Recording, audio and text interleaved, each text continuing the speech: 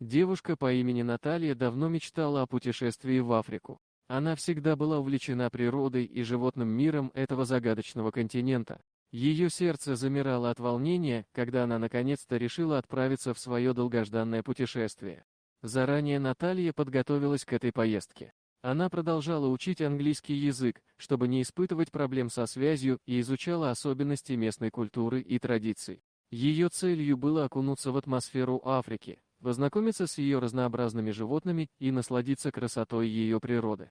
Когда Наталья наконец оказалась в Африке, она чувствовала себя живой и счастливой. Она с удовольствием исследовала национальные парки, где встречала львов, слонов, жирафов и множество других удивительных существ. Каждый день она проводила с удовольствием, наслаждаясь пейзажами и фотографируя их на свой фотоаппарат. Одним прекрасным утром Наталья решила провести йогу в джунглях. Она знала о том, что йога помогает ей настроиться на правильную волну и подготовиться к новому дню. Сердцем она благодарила Африку за возможность такого волшебного опыта. Наталья приступила к своим занятиям, закрыв глаза и сосредоточившись на своем дыхании. Она слышала шелест листвы и звуки животных вдали. Это был настоящий рай для нее, где она могла погрузиться в гармонию с природой. Но вдруг из густых зарослей леса выбежал бегемот. Огромное животное с громким рыком мчалось прямо к Наталье. Она не успела отреагировать, и бегемот сбил ее с ног, повалив на землю. Боль пронзила ее тело, и она понимала, что получила серьезные травмы. К счастью, вовремя подоспевшая охрана заповедника услышала шум и прибежала на помощь. Они быстро оценили ситуацию и решили применить транквилизаторы для усыпления бегемота. Затем они оказали первую помощь Наталье и доставили ее в ближайшую больницу. В больнице Наталью приняли специалисты, которые оценили ее состояние и сделали все возможное, чтобы спасти ее жизнь.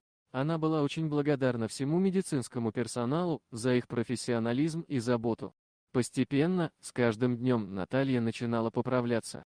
Она преодолевала боль и смотрела в будущее с надеждой. Несмотря на то, что ее путешествие в Африку приняло неожиданный оборот, она не жалела о своем выборе. Она понимала, что любая опасность может подстерегать нас в самых неожиданных местах, и это делает жизнь еще более увлекательной и интересной. И когда Наталья наконец покинула больницу и вернулась в свою родную страну, она принесла с собой не только физические раны, но и драгоценный опыт и уроки, которые помогут ей в будущем. Она поняла, что жизнь — это приключение, и каждый день может стать новой главой в этой увлекательной книге. Наталья решила продолжать свои путешествия и исследования мира. Она не испугалась, а только усилила свою решимость и стала еще более целеустремленной. Ее история стала источником вдохновения для многих людей, которые видели в ней образ смелости, стойкости и страсти к жизни. Итак, девушка по имени Наталья отправилась в Африку на экскурсию и, несмотря на свою фатальную ошибку, она не только увидела красоту этого континента, но и обрела новые силы и мудрость, которые будут сопровождать ее на всем пути ее жизни. Вот такая удивительная история. А что вы думаете по поводу данной истории? Делитесь своим мнением в комментариях.